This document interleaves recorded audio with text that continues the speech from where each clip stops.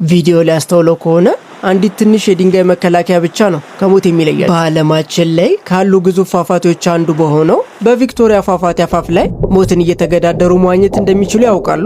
ይህ ፏፏቴ ብቻ አይደለም፣ የተደበቀ ምስጢር የሚገኝበት እንጂ። የአካባቢው ሰዎች ሞሲኦንቲያ ወይንም የሚንጎደጎድ ጭስ ይሉታል። ነገር ግን ከዚህ ጭስ ጀርባ እጅግ አስፈሪ ቦታ አለ። የሰይጣኑ መዋኛ ወይንም ዘ ዴቪልስ ፑል ይሉታል። አይሾስፒድ ሳይቀር የዋኘበት ይህ ቦታ ዓለም ላይ ካሉ እጅግ አስፈሪ ቦታዎች አንዱ ነው ብሎ ምስክርነቱን ሰጥቷል። ይህ ቦታ የሰይጣኑ መዋኛ ይባላል። በዛምቢያና በዚምባብዌ ድንበር ላይ ካለው ታላቁ የቪክቶሪያ ፏፏቴ ጫፍ ላይ ነው።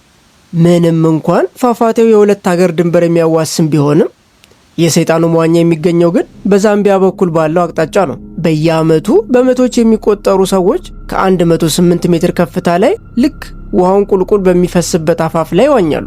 ቪዲዮ ላይ አስተውለው ከሆነ አንዲት ትንሽ የድንጋይ መከላከያ ብቻ ነው ከሞት የሚለያቸው።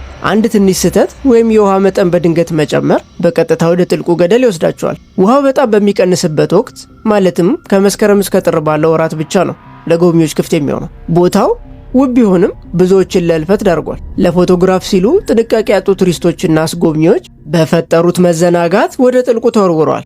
የአካባቢው ጎሳዎች ቀደም ሲል ይህን ፏፏቴ የሚቆጣ መንፈስ እንዳለውና መስዋዕት እንደሚፈልግ ያምኑ ነበር።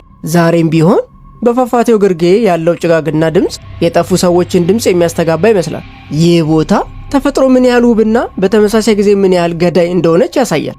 ይህንን ፏፏቴ ለማየት ትደፍሩ ይሆናል። ነገር ግን በሰይጣኑ መዋኛ ውስጥ ገብታችሁ በሕይወታችሁ ቁማር ትጫወታላችሁ? እናንተ እድሉን ብታገኙ ትሞክሩታላችሁ? ሐሳባችሁን ኮመንት ላይ አስቀምጡልኝ። ተጨማሪ ቪዲዮ እንዲደርሶት የሰብስክራይብ በተኗን ጠቅ